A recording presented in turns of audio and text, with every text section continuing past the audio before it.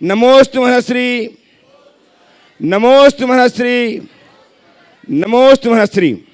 आज हमारे बीच में गुणातन के स्वयं संरक्षक के सुपुत्र प्रेमचंद जी पैनी, नकेम रमेश जी इंजीनियर सतना, उनके परिवार से उनके छोटे भाई श्रीमान महन जी, अरिहन जी, महन जी सतना, अरिहन जी कटनी, पायल जी के साथ उपस्थित हैं। वे आए गुरु चरणों का वंदना करें, आशीर्वाद प्राप्त करें और उनका सम्मान करने के लिए।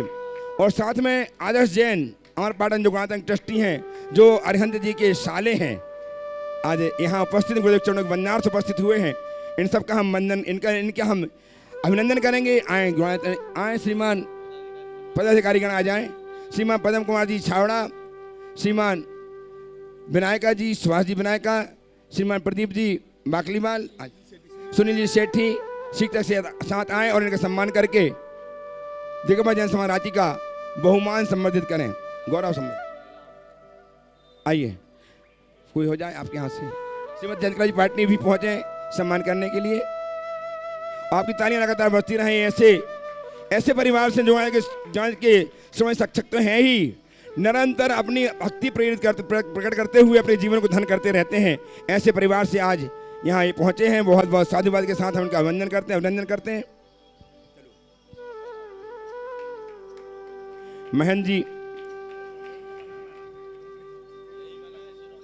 हाँ, हितंकर, ये छोटा सा बेटा हितंकर, इसके होने पर यह परिवार श्रोमणी शिक्षक के रूप में गुणातन संबद्ध हुआ है। इस बेटे की जितनी प्रशंसा की जाए, इसके पुण्य की जितनी प्रशंसा की जाए, सो कम है।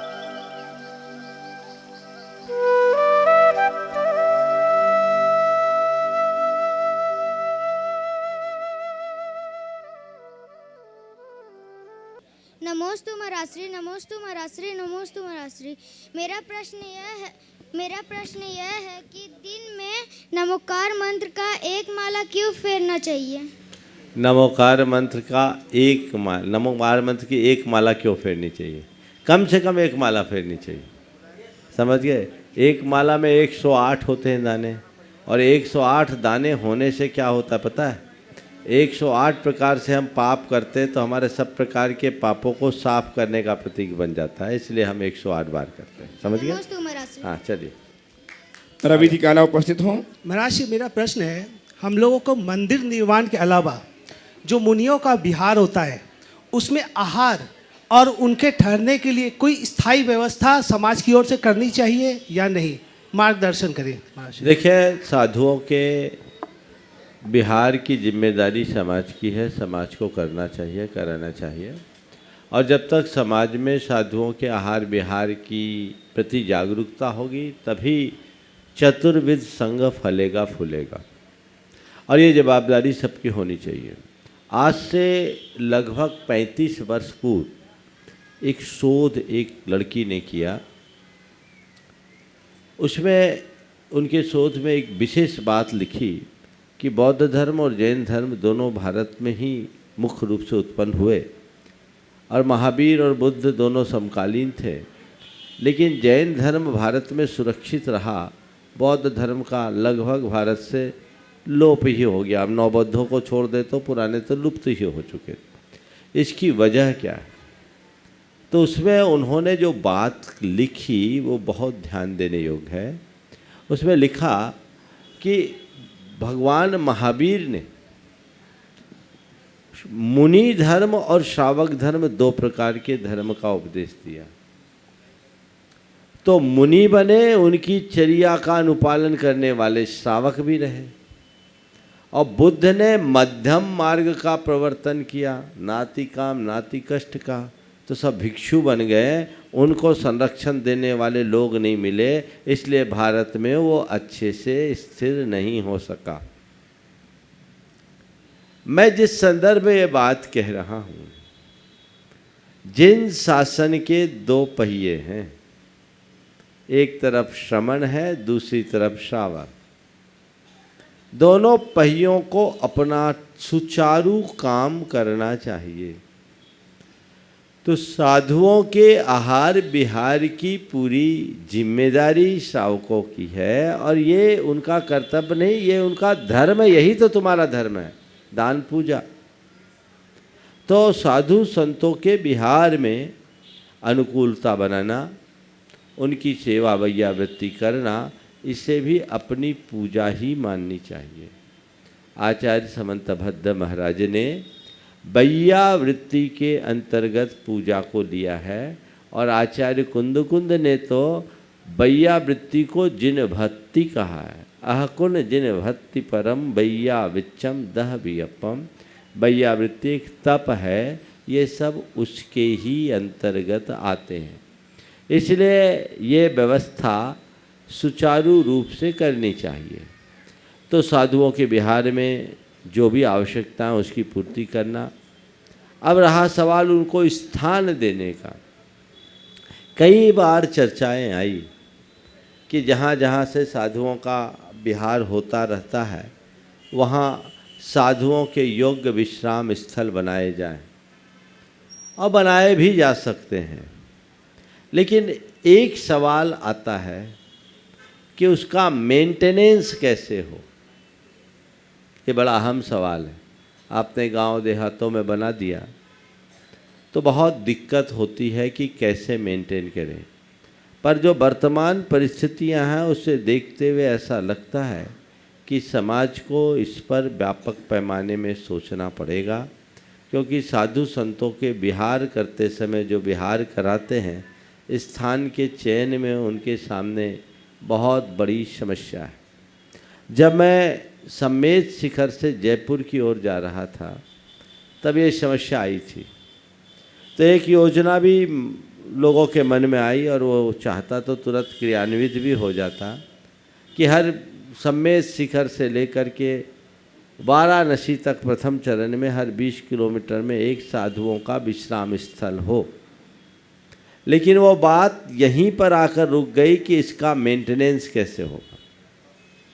फिर कुछ लोगों ने एक सुझाव रखा कि महाराज जी, हम श्रावक लोग हैं, हम आपकी व्यवस्था करते हैं, तो आज के समय के अनुसार टेक्नोलॉजी का प्रयोग करके क्या हम मोबाइल घर नहीं बना सकते हैं? आपके पहुंचने से पहले ये हमारी व्यवस्था हो, हम स्थान दे दे, आप लोग ठहर जाओ। तो एक व्यवस्था ये बन सकती है, इसमें किसी तरह की बात नहीं।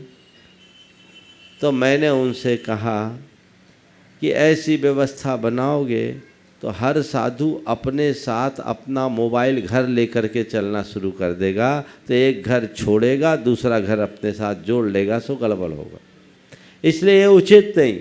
हाँ, इसे इस रूप में फिर भी स्वीकारा जा सकता है कि समाजे अपने माध्यम से इसे तैयार करे और साधुओं का विहार कराते समय समाज उसका उपयोग करे।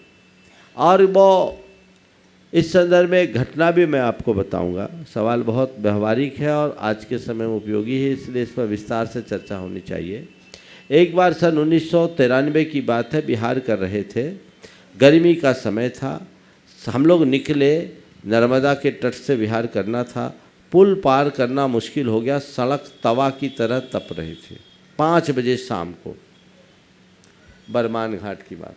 आगे चले, उस दिन हम लोगों को 10 किलोमीटर चलना था, जून का महीना था। थोड़े आगे गए, एक छायादार पेड़ के नीचे बैठ गए और 10-15 मिनट में बादल आने लगे। गुरुदेव ने कहा, देखो काले काले बादल आ रहे, बारिश आएगी, चलो। 10 मिनट में एकदम घटाटोप छा गया और मूसलाधार बारिश शुरू हो गई। अब वो मध्य प्रदेश में जून में लगभग 7:40 तक उजाला रहता है। बादल होने से वो अंधेरा जो 7:40 पे होता, वो 7 बजे हो गया। हम लोगों का स्थान जो 10 किलोमीटर बताया गया था, वो 11 किलोमीटर निकल गया। नतीजा, स्थान पर पहुंचना मुश्किल हो गया। गुरुदेव ने देखा, वो एक पेड़ के नीचे बैठ गए बरसते पानी में। रात भर संघ वहीं रहा, पूरी रात वर्षा हुई। सुबह हम लोग जब मंदिर पहुंच गए तब बारिश रुकी। श्रावकों ने त्रिपाल ला कर के अल्टरनेटिव जो कुछ व्यवस्था हो सकती थी की बचाने की। दूसरे दिन मैंने गुरुदेव से पूछा कि गुरुदेव, यदि कहीं ऐसी स्थिति हो और श्रावक लोग अगर अपनी गाड़ी लाकर खड़े कर दे तो क्या इस विषम स्थिति में साधु उस खड़ी गाड़ी पर विश्राम कर सकता है? तो गुरुदेव ने कहा, यदि ड्राइवर भरोसेमंद हो तो ये एक व्यवस्था है जिस पर विचार किया जा सकता है और इसमें समाज के ऊपर बहुत बड़ा भार भी नहीं होगा, लेकिन इसके लिए जो अपेक्षित सावधानी है वो होना चाहिए। साधुओं के स्वामित्व की वस्तु नहीं होनी चाहिए, ये ध्यान रखें। उपस्थित हों रीता जी जैन। दोनों महाराज श्री के चरणों में बारंबार नमोस्तु। महाराज श्री, शब्द वर्गणाओं का क्या विज्ञान है? ये कितने राजू तक छूकर आती हैं एवं वातावरण में क्या प्रभाव डालती हैं? क्योंकि हम लोग क्रोध के आवेश में बहुत गलत शब्दों का प्रयोग करते हैं एवं भक्ति एवं पूजा पाठ में बहुत अच्छे शब्द। देखिए, शब्द की ताकत बड़ी असीम है। आगम के अनुसार हमारे मुख से उच्चारित शब्द यदि तीव्र गति से गमन करे तो 2 समय में लोक के एक छोर से दूसरे छोर तक जा सकता है। 2 समय, परमाणु को 1 समय और शब्द को 2 समय लगता है। तो ये शब्द की शक्ति का एक उदाहरण है और शब्द बहुत समय तक बने रहते हैं। शब्दों से आघात भी होता है। आप दूर मत जाइए, कहीं डीजे साउंड बजता है तो उसका वाइब्रेशन आपको लगता है कि नहीं लगता है? तो ये ध्वनि की जो अपनी क्षमता है वो किसी से छूटा हुआ नहीं, अपरिचित नहीं है, अछूता नहीं है। तो हमें इन सब बातों पर ध्यान में रखना चाहिए और इसीलिए अहिंसा व्रत के पालन की भावनाओं में वचनों पर नियंत्रण करने की बात कही है। समझ गए? तो वचनों पर नियंत्रण, वांग मनोगुप्ति ये बोलते हैं ना, तो वचन गुप्ति, अनर्थक वचनों का प्रयोग कम से कम करें। नमोस्तु महाराज श्री। उपस्थित हों श्रीमती तुलिका जी तरुण जी पाटौदी हजारीबाग से। नमोस्तु गुरुदेव, नमोस्तु गुरुदेव, नमोस्तु गुरुदेव। मेरा एक सवाल है कि आप मेरी भावना का एक लाइन हमको कंफ्यूज हम हो रहे हैं। फैले प्रेम परस्पर जग में, मोह दूर ही रहा करे। ये लाइन आप गुरुओं के लिए एकदम परफेक्ट है, लेकिन हम श्रावकों के लिए कैसे हम ऐसा करें कि प्रेम रहे और मोह ना रहे? बहुत आसानी। अगर आपने जीवन के यथार्थ को जाना तो आपके मन में प्रेम रहेगा, मोह नहीं। पर पहले प्रेम और मोह के अंतर को जानना जरूरी। वही जानना है। प्रेम क्या है और मोह क्या है? एक दूसरे के साथ घुल मिल के रहना, सुख दुख में साथ निभाना, अपनत्व और आत्मीयता की भावना रखना प्रेम है। और एक दूसरे के बिना रह न पाना, एक दूसरे के प्रति स्वामित्व का भाव रखना, अतिरिक्त अपेक्षाएं पाल लेना, यह सब मोह के चिन्ह हैं। समझ गए? लेकिन हो नहीं पाता है। हो नहीं पाता, इसीलिए तो संसार में रुलते हैं। मोह ही दुखी करता है, प्रेम नहीं। तो ये हमें तत्व ज्ञान का आश्रय लेना होगा कि मैं सबके साथ हूँ जरूर, पर मैं भी अकेला हूँ, सामने वाला भी अकेला है। ये नदी नाव संयोग है। आज हम हैं, जब तक हैं सो हैं, कल किसी को जाना पड़ेगा तो जाना पड़ेगा, कोई रोक नहीं सकता।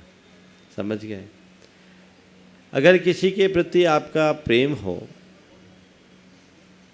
मोह नहीं हो, तो उसके खो जाने से आपको दुख नहीं होगा।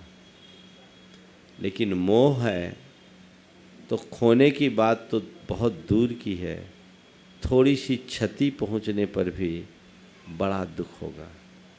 इसलिए मोह भाव को संसार का कारण मानो और प्रेम भाव को वात्सल्य की अभिव्यक्ति मानो और अपने जीवन को आगे बढ़ाने का सुयत्न करो। आइए श्रीमान प्रदीप जी काना साहब, ट्रस्टी महाराज जी का एक छोटा सा प्रश्न था कि हम लोग अल्पसंख्यक हैं, माइनॉरिटी भी हम लोगों को गवर्नमेंट से मान्यता मिली हुई है, लेकिन बहुत सारे जगहों पर बहुत सारी बातें ऐसी होती हैं कि जब हम पॉपुलेशन में क्वांटिटी में हो तो बात सामने रखने में और महत्व भी होता है। तो मेरा एक बस इतना प्रश्न है कि अल्पसंख्यक हम हैं तो क्या हमें आने वाले जनरेशन को ये बोलना चाहिए कि पॉपुलेशन हमें हमारा पॉपुलेशन बढ़ाना चाहिए? बिल्कुल बोलना चाहिए। अभी तो हम अल्पसंख्यक में हैं, कल विलुप्ति में ना चले जाएं। तो विलुप्ति से अपने आप को बचाने के लिए प्रोडक्शन बढ़ाना चाहिए। नमस्ते महाराज जी, मेरा प्रश्न सामाजिक आवश्यकताओं और उसके लिए उपलब्ध व्यवस्थाओं से संबंधित है। मेरे परिवार में मेरी बेटी है और मेरी बेटी ये चाहती है वह म्यूजिक सीखे, वह डांस सीखे, वह मेहंदी क्लास के अंदर में जाए, ब्यूटिशियन के क्लास के अंदर में जाए, कुकिंग क्लास में जाए, या इस तरीके की बहुत सारी चीज़ें। वो डांस सीखने जाती है किसी बंगाली के घर पर, वहाँ कई बच्चे आते हैं। म्यूजिक के लिए जो है हमारे घर में एक व्यक्ति आते हैं, वो बिहारी हैं, उसके साथ वो बैठ करके म्यूजिक सीखती है। यानी ये सारी आवश्यकताओं बच्चों की है। वैसे ही कुछ बच्चों की खेल कूद की आवश्यकता होती है, तो स्विमिंग के लिए क्लब जाते हैं, टेबल टेनिस खेलने के लिए क्लब जाते हैं, और बहुत तरीके की आवश्यकताएं महिलाओं को होती है, कपल्स को होती है। जैसे अभी आज के दिन कपल किटी जो है या महिलाओं की किटी जो है वो काफ़ी प्रचलन में है। और इसके लिए जो है जाने अनजाने जैन समाज के लोग अन्य समाज के साथ में मिलना जुलना शुरू कर देते हैं और उनके संस्कारों से प्रभावित भी हो जाते हैं, और कई बार अपने संस्कारों को उनके प्रभाव में आकर के खो भी देते हैं। ऐसे में क्या समाज में जो हमारे पास उपलब्ध हॉल है, धर्मशाला है या अन्य स्थान है, ऐसी व्यवस्था को बना करके समाज के अंतर्गत समाज के द्वारा संचालित इन आवश्यकताओं को पूरा किया जाए, तो क्या हम अपने संस्कारों को जैन संस्कारों के अनुरूप रखते हुए इन सारी सामाजिक आवश्यकताओं की पूर्ति कर सकना चाहिए? हम लोगों को ऐसी व्यवस्था होनी चाहिए, बनानी चाहिए या नहीं? आपका सुझाव बहुत ही समयोचित है और इस पर आज नहीं, आज से 20 वर्ष पहले काम हो जाना चाहिए। प्रायः हम लोगों की अनदेखी के कारण बहुत सारे ऐसे परिणाम आ रहे हैं जो अच्छे नहीं। तो हमें चाहिए कि अब भी समयानुरूप विचार करें और हम धार्मिक क्रियाओं के साथ साथ सामाजिक संस्कारों और सरोकारों को अक्षुण्ण बनाए रखने के ठोस उपक्रम करें। हम लोग जब ये कहते हैं कि आज की नई जनरेशन धर्म की क्रिया से दूर होती है, इसी तरह जब हम लोग ये बोलते हैं कि हमारे बच्चे इधर उधर भटक रहे हैं, तकलीफ भी होती है पर रोक नहीं पाते, क्योंकि हमने उनके लिए वो वातावरण सुलभ नहीं किया जिससे वो हमारी मर्यादाओं को सुरक्षित रख सके। किसी के साथ मिलना जुलना बुरा नहीं है। हमारा धर्म तो सबको हिल मिल कर रहने की सीख देता है, हम घुल मिल कर रहें, लेकिन मिलने जुलने में आप अपने उसूल को न खोएं, ये बात ध्यान में रखना चाहिए। और जैसा आपने सुझाव आज रख दिया है, यदि इस तरह की बातों पर सब लोग व्यापकता के साथ विचार करते हैं और सब समाजों में इस तरह के कुछ उपक्रम प्रारंभ हो, तो मुझे लगता है कि इसके आश्चर्यजनक परिणाम आएंगे और वो हमारे समाज के लिए बहुत लाभदायी हों। उपस्थित हों श्री श्री प्रकाश जी जैन, रांची से। शास्त्री के चरणों में सादर चरण वंदन। मेरी शंका इस बात को लेके है महाराज साहब कि क्या हमें इस बात के लिए चिंतित नहीं होना चाहिए कि हम अपने जैन मंदिरों को कैसे बचाएं, क्योंकि अतीत और इतिहास में हम जाके देखें तो करीब 40,000 मंदिर हिंदुस्तान में तोड़े गए, जिसमें 90% जैन मंदिर ही थे। और आज के परिवेश में ये खतरा बहुत ज़्यादा सर पर मंडरा रहा है, क्योंकि जैन समाज अति अल्पसंख्यक है और अति धनाढ्य है। इस वजह से ज़्यादा खतरा मंडरा रहा है। यदि हमने इतिहास से सबक न लिया तो हम स्वयं इतिहास नहीं हो जाएंगे क्या? कृपया हमें मार्गदर्शन दें। देखिए, आपकी पीड़ा बहुत स्वाभाविक है, लेकिन मैं इसे दूसरे संदर्भ में लेता हूँ। 2 मिनट खड़े रहें यदि आपको तकलीफ ना हो। मैं इसे अलग संदर्भ में लेता हूँ और आज की पीढ़ी को बहुत भाग्यशाली मानता हूँ, क्योंकि एक युग था जिस समय मंदिर तोड़े जाते थे और हम ऐसे युग में जन्म लिए हैं जहाँ मंदिर बनाए जाते हैं। इस दृष्टि से ये हम सबका स्वर्ण युग है। रहा सवाल, अगर भविष्य में कोई तोड़ेगा तो क्या होगा? मैं आपसे इतना ही कहूँगा, हजारों मंदिर टूट गए, हमारी श्रद्धा आज भी अटूट है, और जब तक हमारी श्रद्धा अटूट होगी मंदिर बनते रहेंगे। मंदिरों के साथ यदि हमारी श्रद्धा टूट गई होती तो आज हम नाम शेष हो गए होते। अगर कोई भविष्य में तोड़े इस भाव से आज हम मंदिर ही न बनाए तो हमारी श्रद्धा ही टूट जाएगी। तुम्हें तोड़ने वाले तोड़ेंगे, पर हमारी जब तक श्रद्धा मंदिर बनाते रहेंगे। जीत बनाने वालों की होगी, तोड़ने वालों की नहीं। पंचम काल के आखिरी समय तक ये धर्म तभी पलेगा। इसलिए मंदिर बनाने के प्रति अपना रुझान बनाकर रखिए। कदाचित कोई आतताई मंदिर तोड़ भी देगा ना, तो उसका एक एक पत्थर आपकी संस्कृति का दस्तावेज बनेगा, जो आपके बुलंद इतिहास की इबारत होगा। इसलिए ये निरर्थक कभी नहीं है। हाँ, पर इसके समानांतर मंदिर के निर्माण के साथ साथ जैनों के निर्माण पर भी हमें ध्यान देना चाहिए,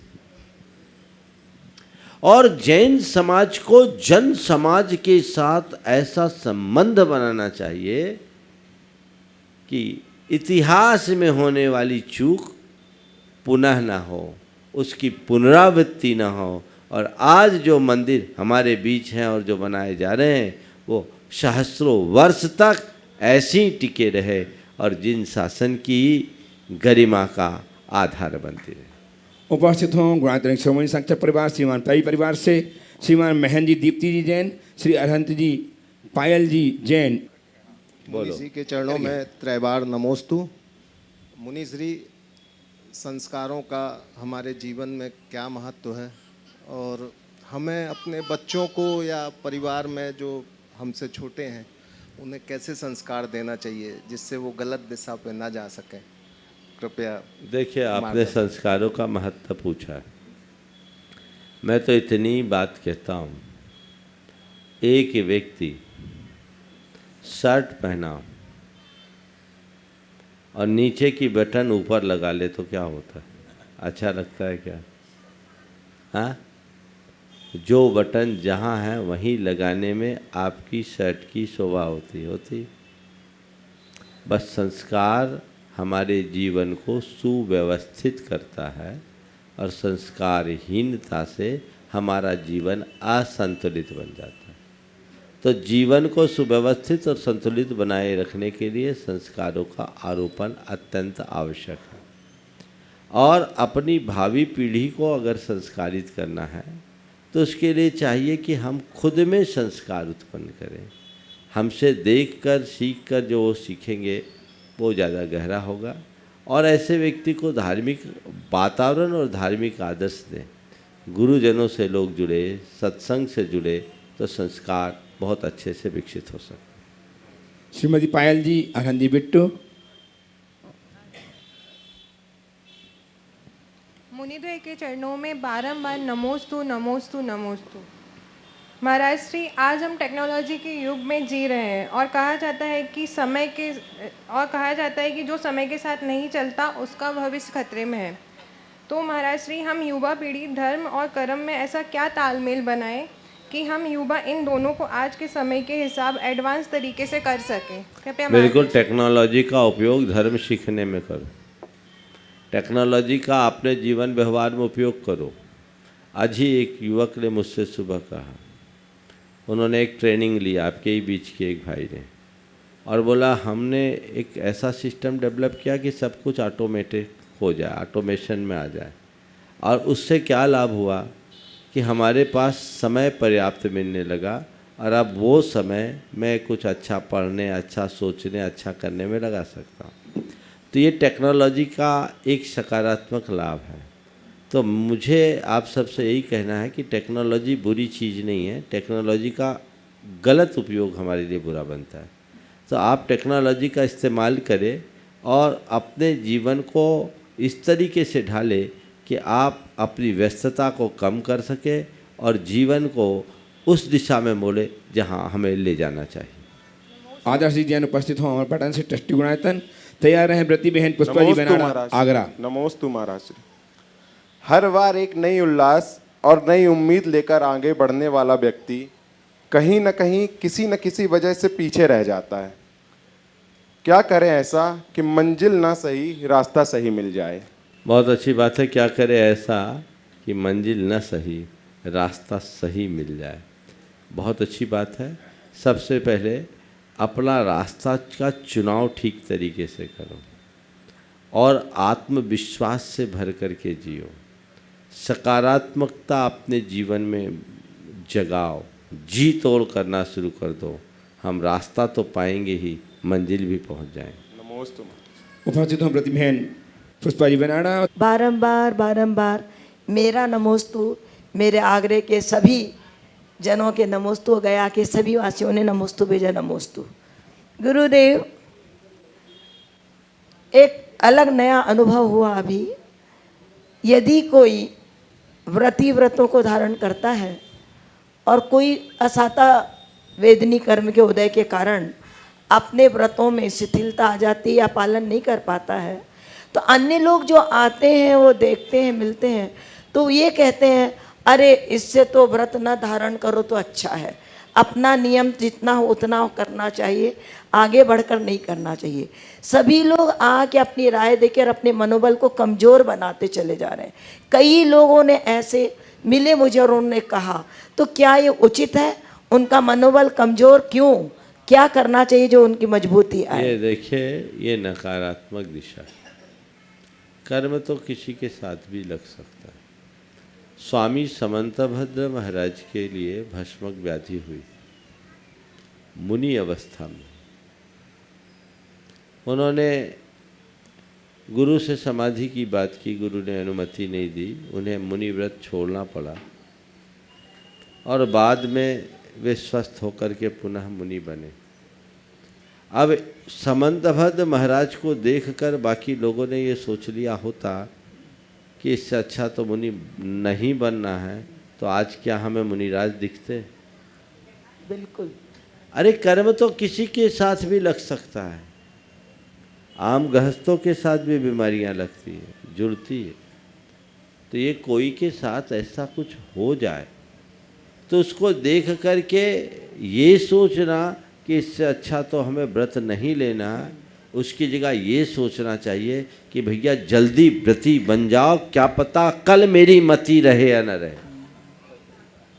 गृहस्थों में भी तो गड़बड़ियाँ हो सकती है, वो गड़बड़ी तो कभी भी किसी के भी साथ हो सकती है। तो गृहस्थों में भी गड़बड़ी होती है, आम आदमी भी परेशान होता है, बीमारियाँ लगती है, कोई पागल हो जाए, कोई विक्षिप्त हो जाए, तो कर्म है।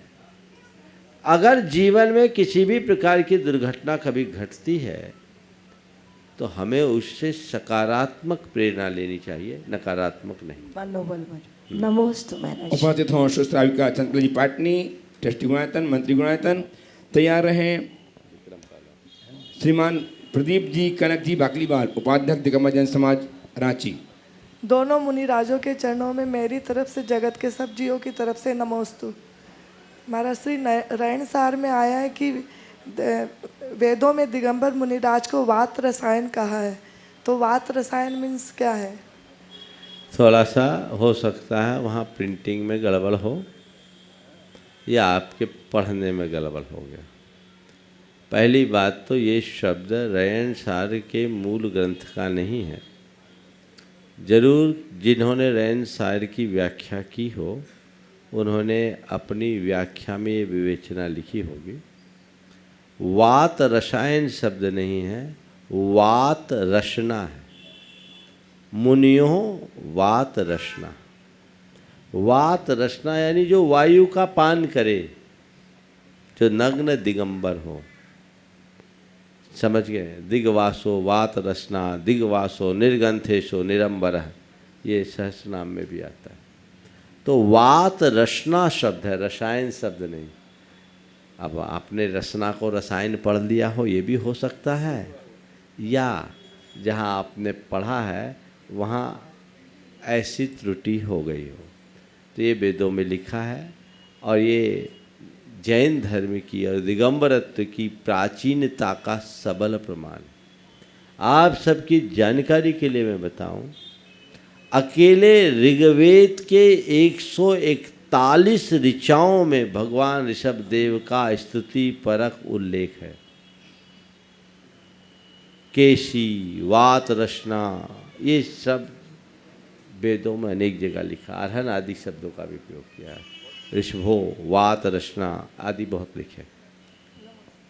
आइए श्रीमान प्रदीप जी, कनक जी बाकलीवाल, उपाध्यक्ष जगमजन समाज रांची। परम पूज्य मुनिद्वय के चरणों में मेरे और मेरे परिवार का सत नमन। महाराज श्री, आज जो मैं प्रश्न पूछ रहा हूँ वह आज से लगभग 10-12 वर्ष रांची में हुई एक घटना के संबंध में है। डाल्टनगंज के रारा परिवार जो आपके परम भक्त हैं, उनका एक लड़का, सुनील का लड़का, रांची में रह करके पढ़ता था, हरमू रोड में सिंह साहब के हॉस्टल में, छात्रावास में। एक दिन वह छात्रावास के ऊपर की छत से किसी कारण से गिर गया नीचे और उसे चोट लगी। चूँकि उसके लोकल गार्जियन में हम लोगों का नाम था, मेरा नाम था, छात्रावास से मुझे फ़ोन किया गया और हम लोग जल्दी से हड़बड़ी में लेकर के उसे हॉस्पिटल भागे और डाल्टनगंज खबर किए। तब तक सुभाष और सुनील ये भी एक्टिव हो गए और आपसे भी उनका संपर्क हो गया, क्योंकि उसके मामा जी आपसे जुड़े हुए थे और सुभाष लोग भी आपसे जुड़े हुए थे। और उस समय उसकी पोजीशन बहुत क्रिटिकल थी, लेकिन फिर आपने जिस प्रकार की सलाह दी, जो आशीर्वाद आपका मिला, और आपने उस समय कहा निश्चिंत रहो, बच्चे को कुछ नहीं होगा, बच्चा स्वस्थ हो जाएगा। प्रारंभिक 2-3 दिनों में बच्चे की हालत बहुत क्रिटिकल थी, लेकिन धीरे धीरे फिर वो बच्चा ठीक हो गया और संयोग से आज रांची आया हुआ, पूरा परिवार रांची आया हुआ है। अभी शायद वो यहाँ आ रहा है, लेकिन जाम में कहीं फंसा हुआ है। तो महाराज जी, मेरा सिंपल प्रश्न ये है, सिंपल सवाल ये है कि यह कोई चमत्कार है या उस मुनि भक्त परिवार का आपके प्रति या मुनियों के प्रति श्रद्धान है, ऐसी श्रद्धा जो कि उस बच्चे को वापस नई ज़िंदगी ले आए और आज वो बच्चा स्वस्थ है, शादीशुदा है, उसके बच्चे हो गए हैं और अपना व्यवसाय देख रहा है। कृपया इस शंका का समाधान करें। निश्चित आप शायद अंकुर की बात कर रहे हैं। हाँ, अंकुर की बात कर रहा हूँ। आपने पूछा इस घटना के पीछे क्या है, कोई चमत्कार, श्रद्धान, आशीर्वाद या कुछ और। मैं तो इसे कहूँगा कि इन सब के पीछे उस बच्चे का पुण्य और उसके हृदय का विश्वास, यही सबसे बड़ा कारण है। जब व्यक्ति का पुण्य प्रबल होता है तभी उसे अनुकूल निमित्त मिलते हैं, और हम लोगों के मुख से भी जो उद्गार निकलते हैं वो तभी निकलते हैं जब सामने वाले की होनहार अच्छी होती। आपको बताऊं, कई ऐसे प्रसंग होते हैं जो इस तरह की सूचनाएं आती है, मन में आता है सुनते ही कि नहीं ये सब ठीक हो जाएगा, और कई ऐसे होते हैं कि बस लगता है कि क्रिटिकल है। जब पॉजिटिव होता है तब तो हम लोग फिर भी कहते हैं हाँ निश्चिंत रहो, और जब निगेटिव आता है तो उस समय हमें बड़े अलग प्रकार की भाषा का इस्तेमाल करना पड़ता है, क्योंकि सीधे सीधे बोलने में तो और गड़बड़ हो जाए। लेकिन ये इस बात का इंडिकेशन है कि ये सामने वाले के पुण्य और होनहार पर निर्भर करता है, और इनमें भी सामने वाले की श्रद्धा न हो तो हम लोगों के वचनों का कोई असर नहीं।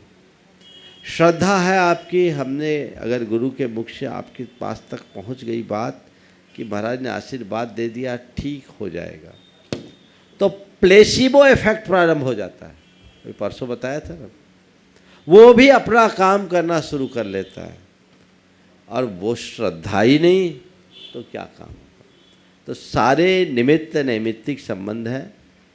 मैं किसी चमत्कार पर भरोसा नहीं करता और न ही इस तरह से कोई मुझे महिमा मंडित करे वो मैं पसंद करता हूँ कि महाराज के कारण ऐसा हो गया, महाराज के कारण ऐसा हो गया। नहीं, महाराज तो केवल एक निमित्त मात्र है। व्यक्ति का पुण्य पाप सबसे महत्वपूर्ण होता है। कितना भी सबल निमित्त हो, आयु ना हो तो क्या होगा। लेकिन हाँ, ऐसी विपत्ति की घड़ी में यदि गुरुजनों का आशीर्वाद और मार्गदर्शन मिलता है तो मनोबल जरूर मजबूत होता है और उस समय सबसे ज़्यादा उसकी ही आवश्यकता हो। नमस्ते। उपस्थित श्रीमान विक्रम जी काला। नमस्ते महाराज श्री। महाराज श्री, मेरा थोड़ा प्रश्न घिसा पिटा है, हर प्रश्न मंच पे आता है। ग्लोबल वार्मिंग पे, पर्यावरण पे हम सभी को मालूम है कि कितना बुरा चल रहा है। मतलब टेम्परेचर लूज़ हो रहा है, नदियाँ अपनी मतलब ओरिजिनलिटी खो रही है। आगे आने वाला 10, 15, 20 साल और भी ख़राब लग रहा है। तो हम लोग जैन समाज इतने मतलब एडवांस और प्रबुद्ध है, तो इसके लिए हम लोग को कोई इनिशिएट करके हम लोग को कोई मिसाल कायम करना चाहिए। जैन धर्म तो हमेशा ये सीख देता है कि सिंपल रहो तो ग्लोबल वार्मिंग अपने आप खत्म हो जाए। तो हम लोग को इनिशिएट जैनी लोग जैनाचार पालन करने लगे और दूसरों को जैनाचार का महत्व बताने लगे तो सब चीज़ें ठीक हो जाए। मुश्किल ये है कि हम लोग अब अपनी शास्त्रीय बातों को शास्त्रों तक सीमित रखना शुरू कर दिए और लग्जीरियस जीवन जीने लगे। हम प्रकृति के बाहर जाने लगे तो ग्लोबल वार्मिंग जो हो रही है उसमें जैन लोग भी कारण हैं। हम प्रकृति के अनुरूप जीवन जीना सीखें और ये मैं मानता हूँ कि केवल जैनों के ऐसा करने से कुछ नहीं होगा, लेकिन जैन पहल करके औरों को प्रेरित करे और दुनिया के लोग इसकी आवश्यकता और प्रासंगिकता को समझना शुरू कर दे तो बहुत बड़ा बदलाव खड़ा हो सकता है और इसकी बड़ी आवश्यकता है। मुझे लगता है कि ये सब कुछ इसी गति से चलता रहे तो आने वाले 25-30 वर्ष के बाद जो पीढ़ी आएगी उसकी स्थिति बहुत भयानक हो जाएगी। आज सब कोई पूरी तरह से सुविधाओं में जीने लगे, लग्जीरियस होने लगे। पहले इक्का दुक्का के घर में एसी होते थे, अब तो रिक्शा वाला भी एसी लगाने लगा। ये बड़ा बदलाव है। तो इससे क्या होगा, हम अनुभव कर रहे हैं। आज से जब हम पहली बार रांची आए थे 2005 में तो कभी छत पर पूरी रात नहीं रहे गर्मी में, और अब इतनी गर्मी लगती है कि कमरे में रहने की स्थिति नहीं दिखती। तो ये बहुत बड़ा बदलाव आया है, आप लोग भी महसूस करते हो। तो ये सब क्यों है? प्रकृति के साथ किए गए छेड़छाड़ का परिणाम है। इसके प्रति सभी को जागरूक होना चाहिए। तैयार हैं श्रीमान आजा जी, कांता जी पूछेगी।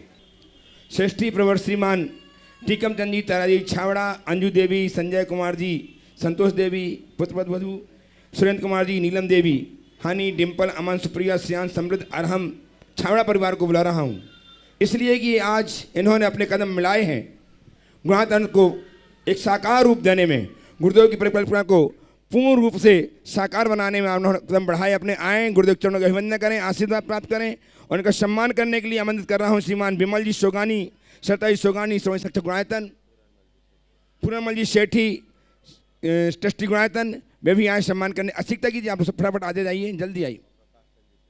और प्रकाशन जी सेठी ये भी आए सम्मान करने के लिए। आपकी ताली लगातार बजाएं। इन्होंने ऐसा आज सत्प्रयास किया है अपने जीवन का जो अत्यंत श्लाघनीय है, भूरी भूरी प्रशंसा करने योग्य है। आपकी ताली लगातार बजाएं। छावड़ा परिवार ने श्रीमान ट्रस्टी बने, गुणातंत्र के संस्थापक सदस्य के रूप में अपने आप को संबद्ध किया है। आइए सम्मान करने के लिए जिनके नाम ने पुकारे विशिकता से आ जाए। गुणातंत्र शिक्षक श्रीमान विमल जी सोगानी, सरता जी सोगानी, श्रीमान पूर्णमल जी और श्रीमान प्रकाश जी सेठी, आइएगा सम्मान कीजिएगा। आपकी तालियां लगातार बजती रहें ऐसे व्यक्तित्व के लिए। और दूसरी आज श्रीमान प्रदीप जी सेठी परिवार, इन्होंने अपने आप गुणातंत्र संबद्ध किया है। उन्हें मैं पूरे परिवार को आमंत्रित कर रहा हूँ, वे भी आए, गुरुदेव चरण की वंदना करें, अभिवंदना करें।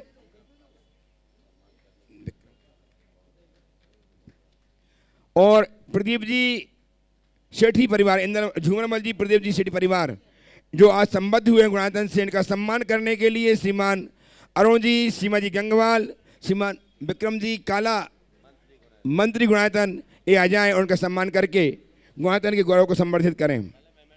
शिक्षा मॉड्यूल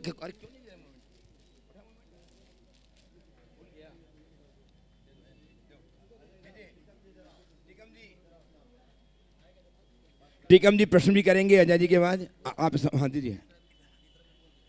नहीं बोलते रुक जाओ ना, क्रम से निकलते जाएं।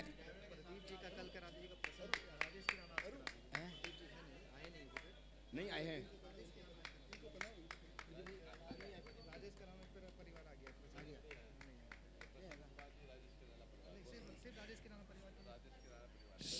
राजेश किराना परिवार जिन्होंने आज अपने आप को संबद्ध किया है गुणायतन से, वो पूरा परिवार आ जाए, गुरुदेव चरणों की वंदना करें, आशीर्वाद प्राप्त करें। और इनका सम्मान करने के लिए श्रीमान अरुण जी गंगवाल, सीमा जी गंगवाल, प्रदीप, विक्रम जी काला परिवार आ जाएं सम्मान करने के लिए। शिक्षा कीजिए, आइए। नहीं बोलेंगे। विक्रम काला जी की माँ श्रीमती कांता देवी वो भी आ जाएं सम्मान करने। आप लोग बढ़ते जाएं, अपने स्थान पर पहुंचे, तैयार रहेंगे। श्रीमान काट दिया श्रीमान अजय जी, स्नेहा जी गंगवाल तैयार रहेंगे प्रश्न के लिए, और तैयार रहेंगे श्रीमान टीकम चंद जी छावड़ा अपने प्रश्न के लिए बहुत तैयार रहेंगे। शिक्षा कीजिए। राजेश किराना परिवार, इनका सम्मान करने के लिए श्रीमान अरुण जी गंगवाल, सीमा जी गंगवाल, विक्रम जी काला की श्रीमती मातुश्री कांता देवी आ जाएं सम्मान करें। तालियां लगातार आपकी बजती रहें, अभिनंदन करें, अनुमोदन करें तालियां बजा करके। चलिए कोई नहीं। हेलो,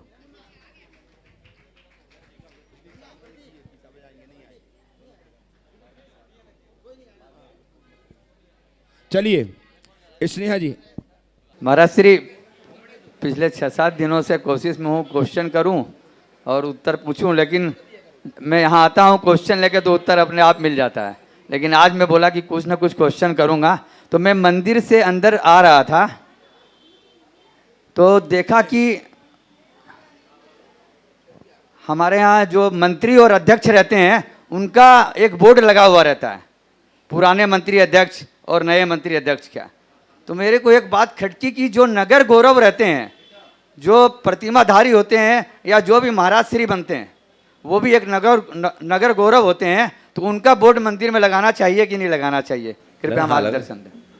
एक मिनट, आपने बोला है कि मंदिरों में मंदिर की व्यवस्था से जुड़े लोगों का बोर्ड लगाया जाता है, क्या व्रतियों का बोर्ड लगाना चाहिए कि नहीं लगाना चाहिए? व्रती और महाव्रती जो बन जाते हैं। हाँ, तो पहला सवाल तो मेरा ये है कि जिनका बोर्ड लगाया गया है वो क्यों लगाया गया है?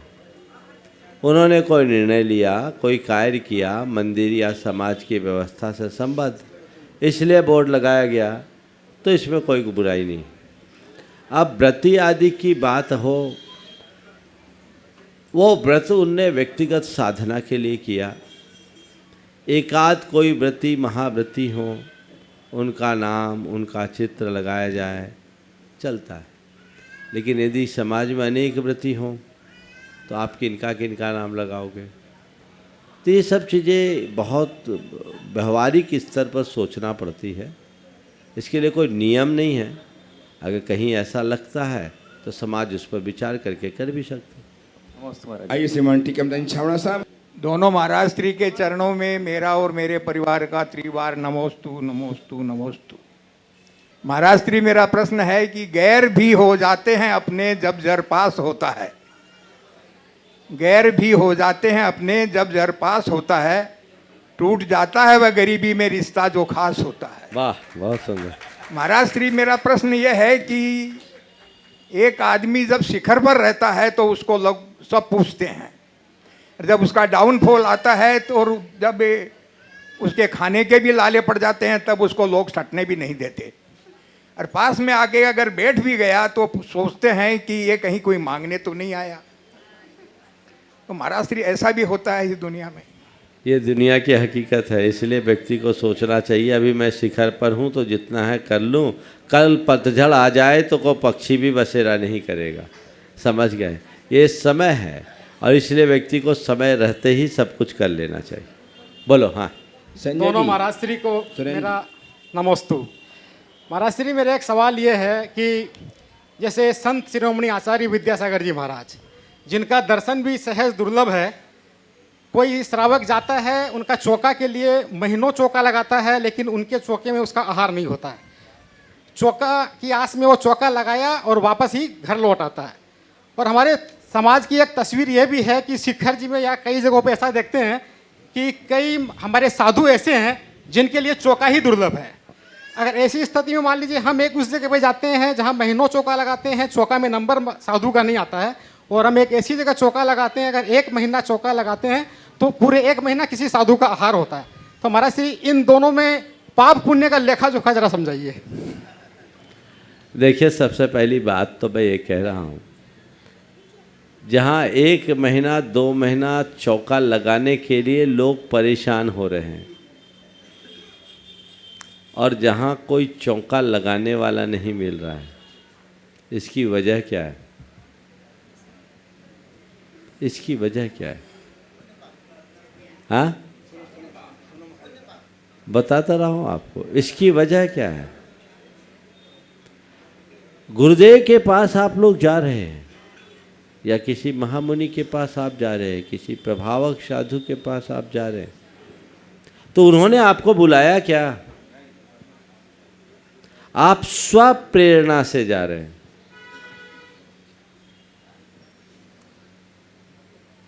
तो ये प्रेरणा कहाँ से मिली आपको? वह उनके तप का, वह उनके पुण्य का प्रताप है जो आपको खींचता है। 4 बातें कहूँगा।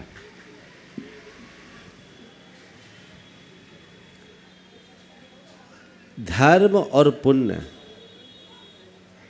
दोनों साथ साथ चलते हैं।